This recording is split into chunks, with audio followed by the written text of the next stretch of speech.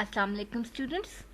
In a previous session, we had been reading the novel The Hounds of the Baskervilles, written by Arthur Conan Doyle. We saw that the first chapter is appropriately titled Mr. Sherlock Holmes, as it introduces to us the great detective, while describing his abilities and comparing him to Dr. Watson. Watson is our narrator for the story, and we are visualizing the entire scenario through his perspective. Watson appears as a foil for Holmes' brilliance, as Holmes himself says, "In noting your fallacies, I was occasionally guided towards the truth." Dr. Watson gives Holmes the opportunity to show off, to disprove a plausible but erroneous set of conclusions by offering a superior talent for observation. Holmes' assertion regarding the unknown visitor's medical prospects were validated through the medical dictionary. Remember, students, that though Holmes is a very astute observer, having a lot of wisdom, but he is also an arrogant one. And now, in this phase, he is very convinced regarding the dog's breed to be a spaniel. So let's move forward and know the reason for his utmost conviction. My dear fellow, how can you possibly be so sure of that? For the very simple reason that I see the dog himself on our very doorstep, and there is the ring of its owner. Don't move, I beg you, Watson. He is a professional brother of yours, and your presence may be of assistance to me. Now is the dramatic moment of fate, Watson, when you hear a step upon the stair which is walking into your life, and you know not whether for good or ill. What does Dr. James Mortimer, the man of science, ask of Sherlock Holmes, the specialist in crime? Come in. The appearance of a visitor was a surprise to me, since I had expected a typical country practitioner. He was a very tall, thin man with a long nose like a beak, which jutted out between two keen grey eyes, set closely together and sparkling brightly from behind a pair of gold-rimmed glasses. He was clad in a professional but rather slovenly fashion, for his frock coat was dingy and his trousers frayed. Though young, his long back was already bowed, and he walked with a forward thrust of his head and a general air of peering benevolence. As he entered, his eyes fell upon the stick in Holmes' hand, and he ran towards it with an exclamation of joy. "I am so very glad," said he. "I was not sure whether I had left it here or in the shipping office. I would not lose that stick for the world." Now students, let's look at the difficult words in this text. Number 1, jutted. Number 2, solemnly. Number 3, dingy. Number 4, frayed. And number 5, benevolence.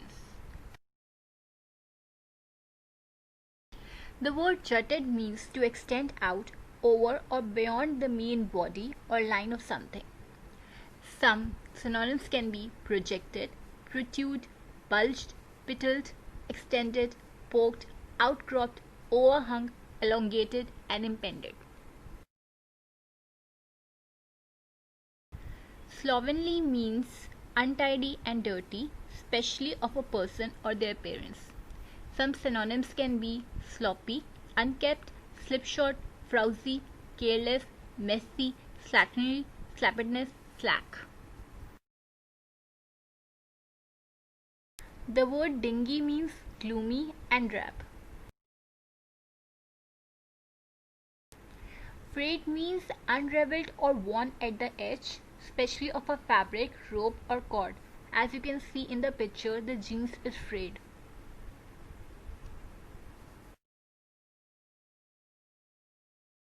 Benevolence means the quality of being well-meaning or kindness. Some good synonyms can be beneficence, generosity, philanthropic, compassion, and benefication. Holmes, standing by the window, exclaimed decidedly between the discussion of the dog to be either a terrier or a mastiff, that the dog is a curly-haired spaniel. Watson, due to his utmost certainty, is astonished and inquires how possibly can he be so sure of the breed only through the teeth marks. Holmes, in a gentle mock coupling it with friendly banter, asserts that he is sure because he can see it through the window. The unknown visitor is at their home office and walking up to the apartment. Then further he makes a dramatic expression paving path for the case that will come.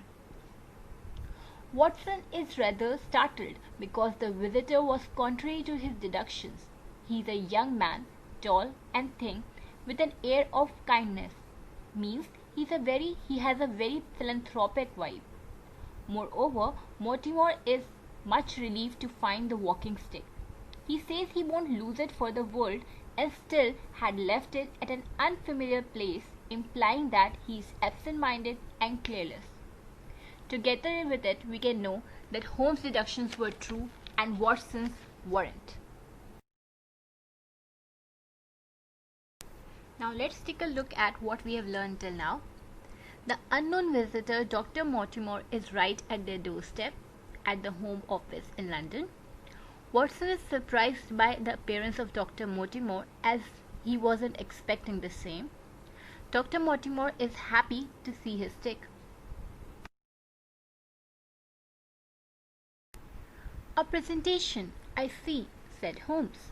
Yes, sir. From Charing Cross Hospital. From one or two friends there on the occasion of my marriage.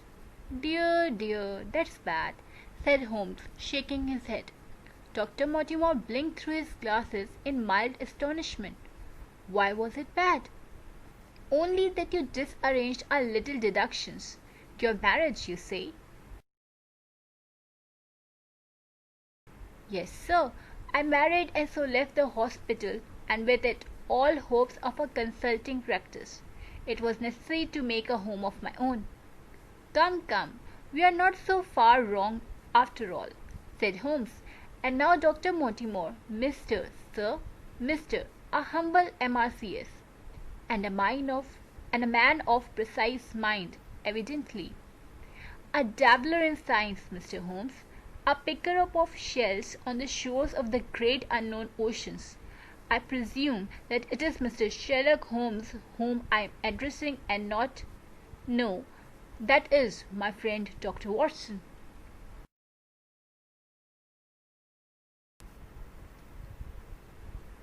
Precise means marked by exactness and accuracy of expression or detail. Some synonyms for the word can be definite, explicit, rigorous, or scrupulous. The other word, dabbler, means unprofessional and still learning. Holmes becomes inquisitive with Mortimer in order to find out whether his deductions were erroneous or correct. Most of them are on point except that Mortimer left CCH before he got married and not because he was devoid of ambition. But if we take a further look, anyone who is not pursuing his career and marrying instead is called unambitious. Here, Holmes' arrogance is also inferred, as he is more concerned regarding the validity of his assertions and less at the reason of the visit. Please note that his skillful deductive reasoning has made him an arrogant person. So this is one of Holmes' traits, student. Moreover, Mortimer mistakes Watson for Sherlock Holmes.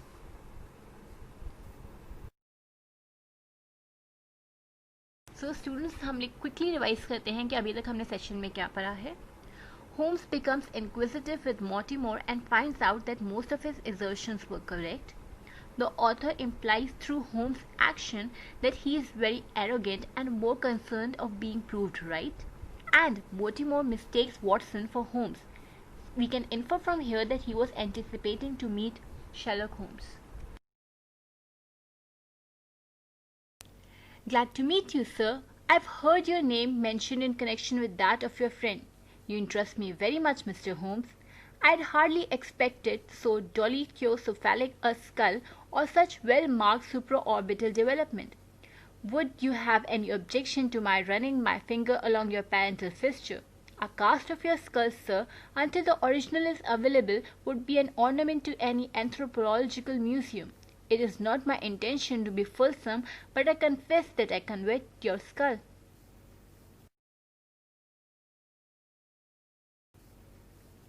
Sherlock Holmes waved our strange visitor into a chair. "You are an enthusiast in your line of thoughts, I perceive, sir, as I am in mine," said he. "I observe from your forefinger that you make your own cigarette. Have no hesitation in lighting one." The man drew out paper and tobacco and twirled the one up in the other with surprising dexterity. He had long, quivering fingers, as agile and restless as the antennae of an insect. Holmes was silent, but his little darting glances showed me the interest which he took in our curious companion. "I presume, sir," said he at last, "that it was not merely for the purpose of examining my skull that you have done me the honour to call here last night and again today." Now let's look at the difficult words. Few are the jargons. Other than that, ornament, covet, enthusiast, perceive, dexterity, quivering, agile, and merely. So the medical jargon, dolichocephalic means having long narrow head, supraorbital means above the socket, that is the forehead, and parietal means area towards the back of the top of skull. Anthropological is dedicated to the study of humankind. The word ornament means a thing used or serving to make something looks more attractive, but usually have no practical purpose, especially a small object such as figurine.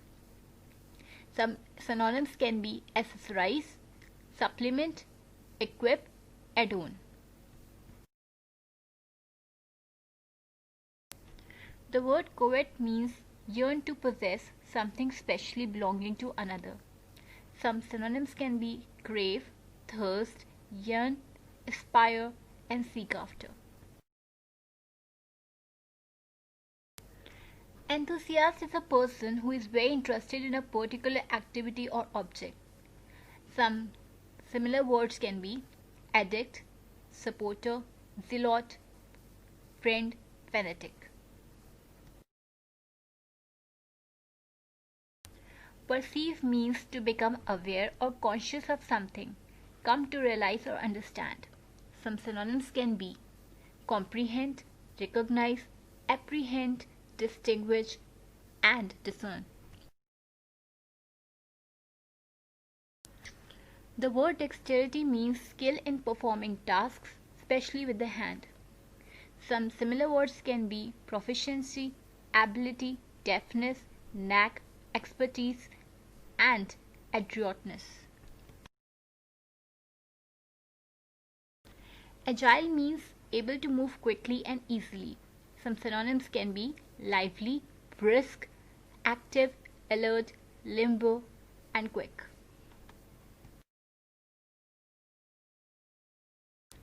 The word merely means solely, just, and only, yani exclusively. Quivering means trembling or shaking with a slight rapid motion. Some synonyms can be vibration, tremulous, shivering, quacking, quiver, shaky, and tremble. Mortimer tells them that he knows both Watson and Holmes through their reputation. If we analyze their background, Sherlock Holmes is a well-known detective, so his dexterity and skill is established and endorsed publicly. Moreover, Mortimer talks about Holmes with reverence and is convinced that his skull must be unique. This is a science of study according to which skull size is determinant of intelligence. Being a doctor, it's his clinical aspect. He even says that he craves for the same skull and hence the intellectual level. Though he shows a very arrogant nature, saying until the original is available, it's a very insensitive thing to say, meaning that after Holmes' demise, his skull will become an object of study. Holmes returns the compliment by asserting his notion and observing that Mortimer makes his own cigarette. He invites him to light one and inquires the purpose of his visit. Now let's have a quick revision session of what we have learned till now. Watson and Holmes are known by reputation. Basically, Holmes is publicly endorsed, so Watson is known through his connection. Mortimer talks about Holmes with reverence and wants to study his skill, showing his clinical aspects, even go to the length saying that after he is dead, it would be an object of study. Holmes yet again proves his observational skills as he invites Mortimer to light his own cigarette. No, sir, no. Though I am happy to have had the opportunity of doing that as well, I came to you, Mr. Holmes, because I recognize that I am myself an unpractical man, and because I am suddenly confronted with a most serious and extraordinary problem, recognizing as I do that you are the second highest expert in Europe. Indeed, sir, may I inquire who has the honor to be the first? Said Holmes with some asperity. To the man of precisely scientific mind, the work of Monsieur Bertillon must always appeal strongly. Then had you not better consult him? I said, sir, to the precisely scientific mind, but as a practical man of affairs it is acknowledged that you stand alone. I trust, sir, that I have not inadvertently just a drill, said Holmes. I think, Dr. Mortimer, you would do wisely if, without more ado, you would kindly tell me plainly what the exact nature of the problem is in which you demand my assistance. Now let's look at the difficult words, confronted and asperity.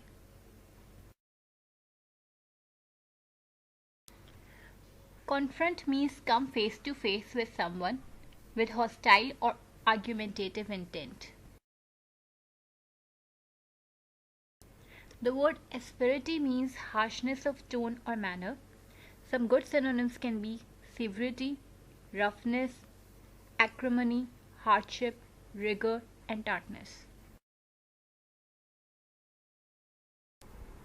Mortimer acknowledges that though he is very happy at the opportunity of studying Holmes' skull, his sole purpose of the visit is different. He explains that he had encountered a very serious problem and considers himself to be not enough capable of solving it. Therefore, he came to seek the help of Holmes. Now we can see a tinge of jealousy and harshness of tone in Holmes' voice, when he is rather taken aback and not pleased upon being called the second best. Mortimer states that the greatest scientific mind in the world belongs to Bertillon. Now, here the author's style is impressive because he has compared this fictional character of Sherlock Holmes to a real one. Bertillon, in the Victorian era, where the novel was set, was a French police officer who invented a system of identifying the criminals by measuring their part of body. The author adopted a very intelligent approach and made it a realistic one before starting a supernatural mystery.